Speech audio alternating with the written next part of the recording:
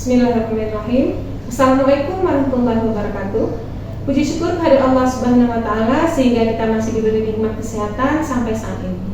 Perkenalkan, saya Eliza SSDPH, salah satu dosen Poltekkes Kemenkes Aceh, jurusan kebidanan dari program studi D3 Kebidanan Aceh Utara dengan nomor induk dosen 3411127601. Pada kesempatan ini, perkenalkan saya untuk menjelaskan mata kuliah yang saya ampu, yaitu mata kuliah asuhan kebidanan neonatus, bayi, balita, dan anak prasekolah dengan metode DAA, Delivery, Interaction, dan Assessment.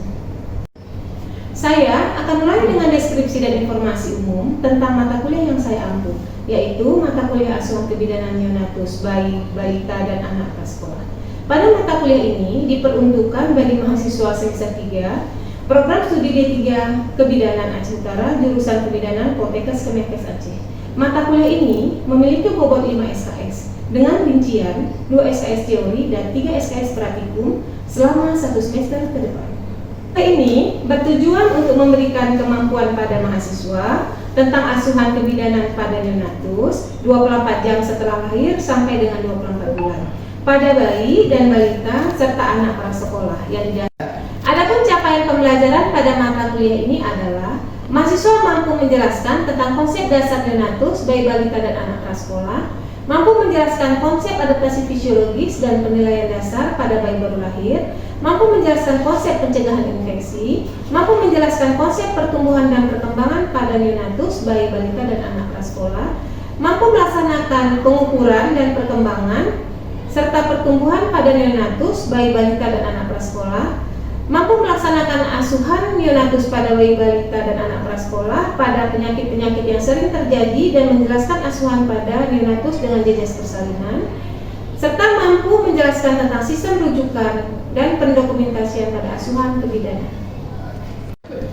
Pada mata kuliah ini, materi pembelajaran meliputi konsep dasar neonatus, bayi, balita, dan anak prasekolah, konsep fisiologis dan penilaian dasar bayi baru lahir, konsep pencegahan infeksi neonatus, bayi, balita, dan anak prasekolah, asuhan kebidanan pada neonatus, bayi, balita, dan anak sekolah, konsep pertumbuhan dan perkembangan pada neonatus, bayi, balita, dan anak prasekolah, pengukuran pertumbuhan dan perkembangan, asuhan pada neonatus, bayi, balita, dan anak sekolah dengan penyakit dan masalah yang sering terjadi, serta asuhan dengan jejas persalinan, dan sistem rujukan serta pendokumentasian asuhan kebidanan. Sistem pembelajaran yang digunakan pada mata kuliah ini dapat berupa ceramah dan kegiatan yang mengutamakan peran dan keaktifan mahasiswa dalam proses pembelajaran, yaitu melalui diskusi kelompok dan studi kasus, discovery learning, dan simulasi.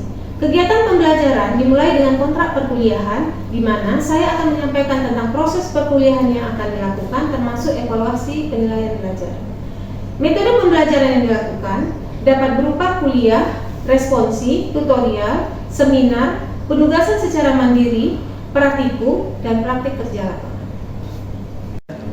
Pembelajaran ini dilaksanakan selama 16 minggu. Evaluasi mata kuliah asuhan kebidanan neonatus, bayi, balita, dan anak sekolah didapat dari penilaian sikap melalui rubrik penilaian sikap saat pembelajaran berlangsung, kuis, penugasan terstruktur kelompok maupun mandiri, penilaian pada saat diskusi kelompok dengan menggunakan rubrik diskusi saat mahasiswa mempresentasikan makalah dan mendiskusikannya, penilaian melalui hasil evaluasi nilai ujian tengah semester teori dan ujian akhir semester teori, serta ujian tengah semester praktikum dan ujian akhir semester praktikum, di mana untuk ujian tengah semester teori maupun ujian akhir semester teori menggunakan soal multiple choice, dan ujian tengah semester maupun ujian akhir semester praktikum menggunakan rubrik penilaian keterampilan di laboratorium.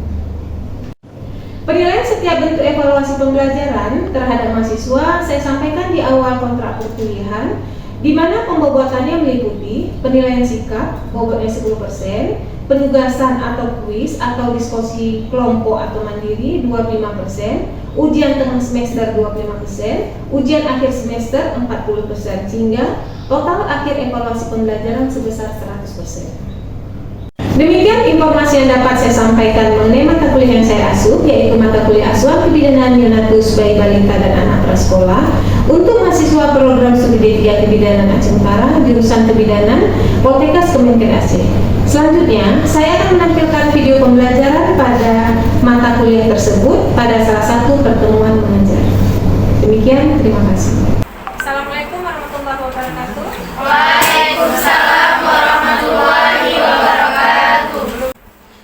Baik, apa kabar hari ini kalian semua? Alhamdulillah baik, Bu. Alhamdulillah, walaupun sudah siang ya, masih semangat ya? Semangat. Alhamdulillah, jumpa lagi dengan saya untuk materi tentang konsep pertumbuhan dari asuhan kebidanan dan puspedan balita.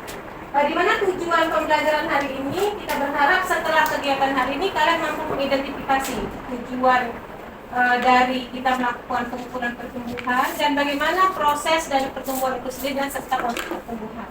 Nah, sebelum kita lanjut tentang konsep pertumbuhan, ada baiknya mungkin saya review ulang tentang materi kita pada pertemuan terdahulu. Pada pertemuan terdahulu, kita sudah membahas tentang adaptasi bayi baru lahir. Masih ingat? Masih ingat apa saja adaptasi pada bayi baru lahir? Masih ingat? Coba lihat di slide. Perubahan apa saja? Dari intrauteri ke afterbirth. Afterbirth artinya? Setelah lahir. Apa yang terjadi prosesnya? Dari proses yang disuplai dari plasenta ibu untuk kebutuhan janin, kemudian setelah lahir, bayi harus mampu mempertahankan kondisi tubuhnya secara mandiri. Dalam hal ini yang harus disupport oleh sistem tubuh bayi itu terutama adalah sistem pernapasan dan kardiovaskular. Jadi masih ingat ya? Pernapasan apa yang harus dilihat pada bayi baru lahir? Harus segera kemudian apa lagi? Tonus otot aktif. Kemudian apa lagi? Artinya tanpa kita sadari pada saat kita menilai 3 hal tadi, kita sudah menilai kondisi tubuh bayi secara fisiologis tadi. Apakah dia mampu beradaptasi dengan lingkungan luar ataupun tidak? Nah, selanjutnya kita lanjut dengan konsep pertumbuhan.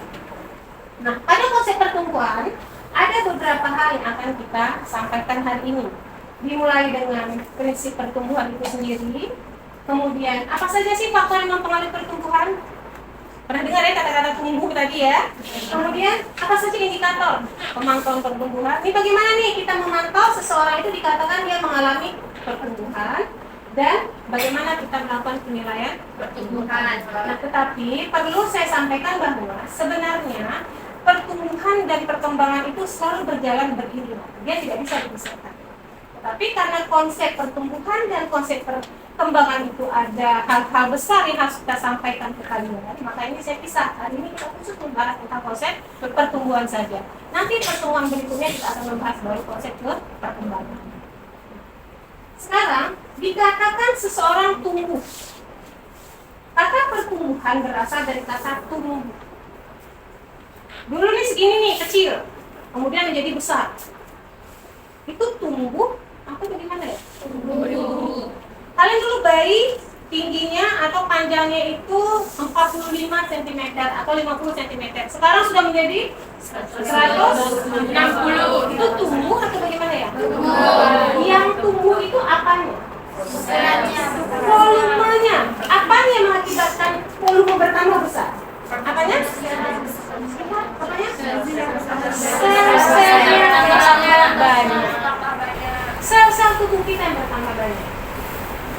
Nah, untuk fungsi sel tadi itulah dimasukkan untuk konsep perkembangan. Makanya pertumbuhan dan perkembangan harus berjalan beriringan. Ini contohnya tinggi badan, lingkar kepala, lingkar lengan, itu adalah hal-hal yang berkaitan dengan pertumbuhan. Ya, penambahan massa tubuh itu namanya pertumbuhan. Selanjutnya, kalau kita perhatikan antara perkembangan dan pertumbuhan idealnya itu harus berjalan beriringan. Kita lihat grafik di sini, seorang anak yang mulai tumbuh pada saat awal dia itu kan yang hanya tidur saja, ya. Nah, kemudian dia otot-otot dalam tubuhnya itu fungsi-fungsi organ itu mulai mengalami perkembangan mengikuti pola pertumbuhan tadi. Nah, kemudian otot ekstremitas mulai agak kuat, dia mulai Terantanan. Apa ya terantanan itu? Pegang-pegang. Dia pegang-pegang kursi pelan-pelan.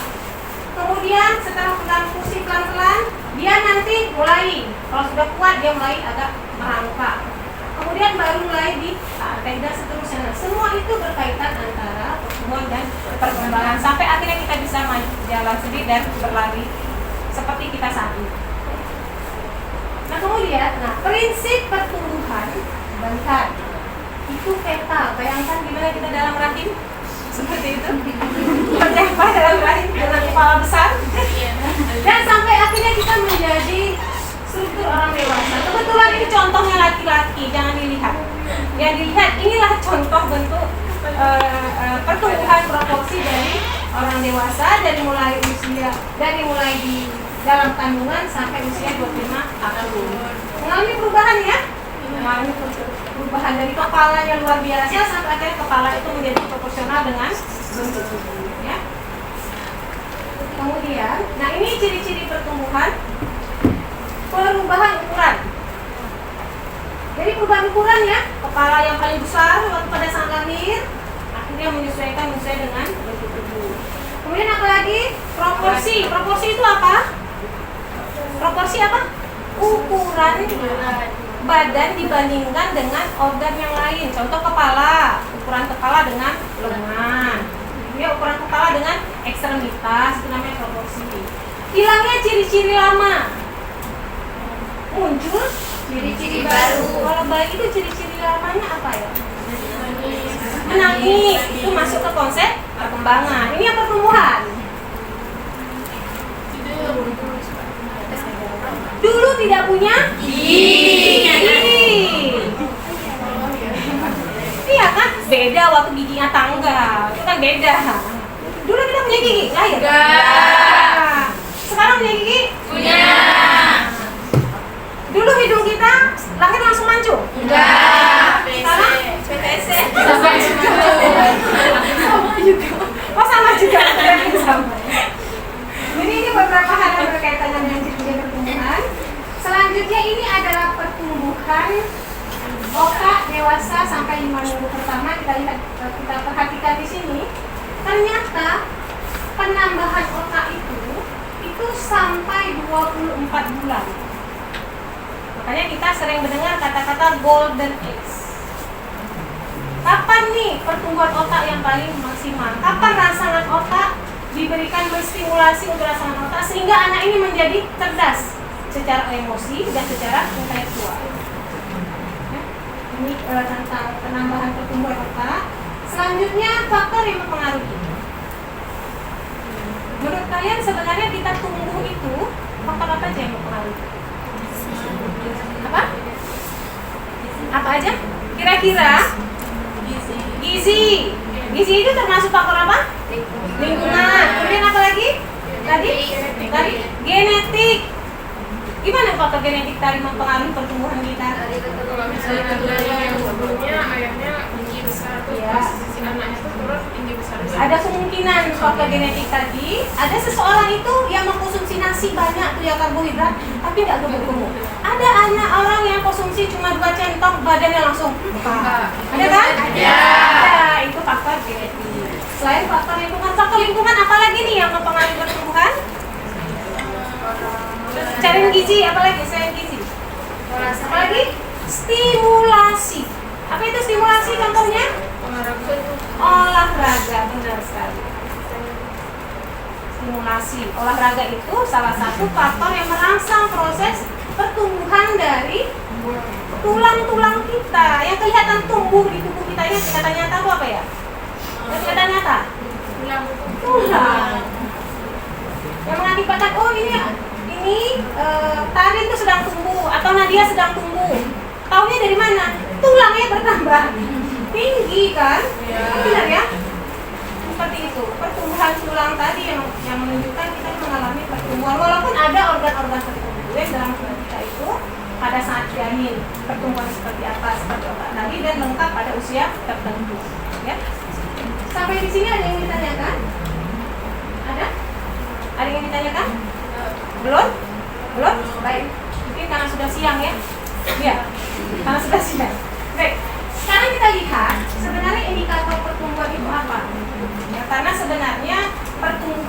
berkembang itu juga, perkembangan itu adalah salah satu hal yang harus dipantau terus-menerus terhadap kondisi anak. Nah, jadi ini saya ambil dari peraturan Kementerian Kesehatan tentang pertumbuhan tadi. Jadi pemantauan pertumbuhan itu dilakukan pada usia 0 sampai 72 bulan. Dari berapa? 0 sampai 72 bulan itu berapa tahun ya? Berapa? Berapa? Saya dengar seimbang berapa? 6 tahun. Kalau 5 kan 60 bulan, berarti 6 tahun. Dan dipantau melalui penimbangan berat badan setiap bulan dan ukuran tinggi badan serta lingkar kepala sesuai jadwal. Nah, kalau kalian perhatikan pemantauan pertumbuhan dengan mengukur penimbangan berat badan, pengukuran tinggi badan, pengukuran lingkar kepala setiap bulan sesuai jadwal, yang kalian pikirkan apa ya? Apa? Apa yang kalian pikirkan? Pemantauan pertumbuhan dengan menimbang berat badan, kemudian tinggi badan, lingkar kepala. Iya. Yang kalian pikirkan apa? Apa? KMS, benar, kartu menuju sehat. Kapan itu diisi? Di mana? Di mana? Di posyandu. Ya, di posyandu. Ya. Nah, nanti kita membahas itu sedikit. Nah, penilaian pertumbuhan tadi, parameternya seperti saya katakan. Ukur berat badan tiap bulan, ukur tinggi badan, ukur lingkar kepala, dan ukur lengan atas. Nah, kesemua hal itu, cara pengukuran tadi itu kita menggunakan teknik antropometri. Jadi pemantauan, salah satu teknik pemantauan pertumbuhan adalah dengan cara antropometri. Apa saja yang diukur? Berat badan.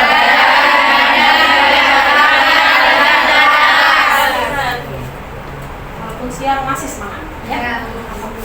Nah, selanjutnya, jadi untuk menentukan penilaian pertumbuhan tadi dengan 4 indikator tadi, kita ingin melihat apakah anak tadi tumbuh secara normal, mempunyai masalah pertumbuhan, atau ada kecenderungan masalah pertumbuhan yang perlu ditangani. Jadi ada tiga hal yang harus kita perhatikan pada saat ibu membawa anak ke posyandu untuk melakukan pemantauan yang saya sampaikan tadi. Jadi teknik pertama tadi apa? Antropometri. Yang kedua adalah KMS. Sekarang kita lihat satu-satu. Pengukuran antropometri itu yang pertama adalah dengan menilai berat badan. Jadi berat badan itu harus ditimbang setiap bulan pada anak. Kalau kita perlu timbang setiap bulan? Nggak perlu, setiap hari kalau kita ya. Biar lihat progresnya seperti apa kenaikan berat badan. Nah, kemudian apa lagi? Tinggi atau panjang badan. Itu juga harus dipantau setiap bulan. Kemudian lingkar kepala. Kenapa ya harus diukur lingkar kepala? Kenapa? Kenapa? Kenapa harus diukur lingkar kepala? Memantau pertumbuhan otak. Benar, untuk memantau pertumbuhan otak. Benar sekali. Untuk memantau pertumbuhan otak. Karena kita lihat otak itu harus segera menutup, ubun-ubun besar, ubun-ubun kecil itu harus segera menutup pada waktu tertentu. Karena otak itu terus berkembang. Ya, jadi salah satunya adalah dengan cara mengukur lingkar kepala. Selanjutnya pengukuran tinggi badan dan berat badan itu ini ada yang paling gampang. Rumus PET ini nanti akan kita pelajari pada pertemuan berikutnya. Ya, tapi yang paling gampang kalau dia usia lahir 3 bulan, usia 4 bulan saat ini, gitu ya. Berapa ya prediksi berat badannya, ditambahkan saja 4 tambah 9 bagi 2. Gampang ya? 4 tambah 9 berapa? 13 bagi 2 6,6. Itu kita prediksi berat badan baik. Berat badan baik. Ya gampang ya, 6,5. Ya. Itu contoh pengukuran estimasi dari berat badan anak. Selanjutnya bagaimana penilaian pertumbuhan? Ini kita melihat tabel ini. Nah, tabel ini nanti akan saya bagikan untuk kalian pelajari lebih lanjut. Untuk bagaimana kita membandingkan 1 bulan Anak itu beratnya 3,3 sampai 6 kilo. Idealnya tingginya 51 sampai 57,5 cm ini. Tabel ini yang kita gunakan. Tabel antropometri. Nah, sampai di sini ada yang ditanyakan? Untuk antropometri sebelum kita lanjut ke KMS, ada yang ditanyakan sedikit? Ada? Tidak ada? Ya, silakan. Untuk pertumbuhan apa tuh kan berat badan pada bayi kan tadi dibedakan antara perempuan sama laki-laki. Kalau misalnya laki-laki itu sampai 6 kilo, tapi kalau misalnya untuk anak perempuan nanti sampai Yang mana? itu Bu ini tabel itu Bu. Kan Yang ini ya? untuk bulan kan berat badannya kan dari 3,3 sampai 6 kilo. Tapi kalau pada bayi perempuan kan dari 3,2 sampai 5,6 kilo. Itu Bu dibedakan kenapa? Karena bayi laki-laki tulangnya lebih berat gitu. Bentar. Ini kenapa dibedakan? Karena kurvanya juga dibedakan. Ini kurvanya juga dibedakan. Idealnya berapa ya estimasi berat badan pada saat lahir dengan saat ini tetap menggunakan rumus ini. Tetapi karena kita pada saat kita membandingkan tabel ini kita menggunakan kurva yang ini untuk memantau apakah berat badannya ideal apa tidak sesuai pada saat usia pengukuran. Karena dia yang garis-garis yang kalian itu adalah garis pertumbuhan. Garis pertumbuhan. Karena kurvanya yang dibedakan tadi sehingga ada pengkategorian yang berbeda. Ya. Ada lagi? Kalau tidak ada kita lanjut ke KMS sedikit. Nah, KMS itu adalah kartu menuju sehat ya. Kartu menuju sehat itu adalah salah satu kartu yang berisi grafik pemantau pertumbuhan dan catatan kesehatan bayi. Yang idealnya itu selalu dibawa ibu pada saat ke KMS ini sendiri, ini sangat penting, sangat penting harus dibawa oleh ibu tadi untuk memantau pertumbuhan dan perkembangan dan status sehat si anak. Apakah ini berat badannya sesuai dengan usianya? Atau jangan-jangan ada kondisi yang terjadi? Tetapi KMS ini bisa diisi dengan catatan kalau pada saat ibu datang tadi anak tidak dengan kondisi sakit. Karena apa? Kalau hari ini anak saya diare. Bulan Agustus anak saya diare. Bulan September saya timbang, berat badannya turun. Berat badannya itu kan turun karena diare tadi. Nah, pada saat datang penimbangan dia dengan kondisi sakit itu tidak dianjurkan. Kalau sedang sakit dia dilakukan penimbangan itu tidak dianjurkan. Tapi dia datang untuk terapi di sana. Jadi dia itu dipantau untuk dalam kondisi yang sehat, ya. Jadi ini grafik untuk KMS tadi yang kuning-kuning, hijau, merah, nah itu semua ini adalah namanya garis pertumbuhan. Nah ini tidak kita bahas hari ini karena nanti akan saya ajarkan cara mengisinya. Ini akan kita ajarkan cara mengisi untuk masing-masing grafik tadi ini. Nah, jadi sampai di sini dulu. Ada yang ingin ditanyakan sebelum kita padai? Ada yang ingin ditanyakan? Adakah yang ingin ditanyakan? Tidak ada? Karena apa nak? Karena kita ini terus memotivasi mahasiswa untuk mau terus belajar. Karena tujuannya apa? Karena nanti pada saat kalian praktek, kalian nanti mungkin di puskesmas akan dibawa ke posyandu. Sehingga tidak kebingungan kalau kalian disuruh mengisi KMS ataupun menemani ibu atau mendampingi bidan di posyandu tadi. Ya. Nah, jadi jika tidak ada yang ditanyakan, saya pikir pertemuan kita cukup sekian.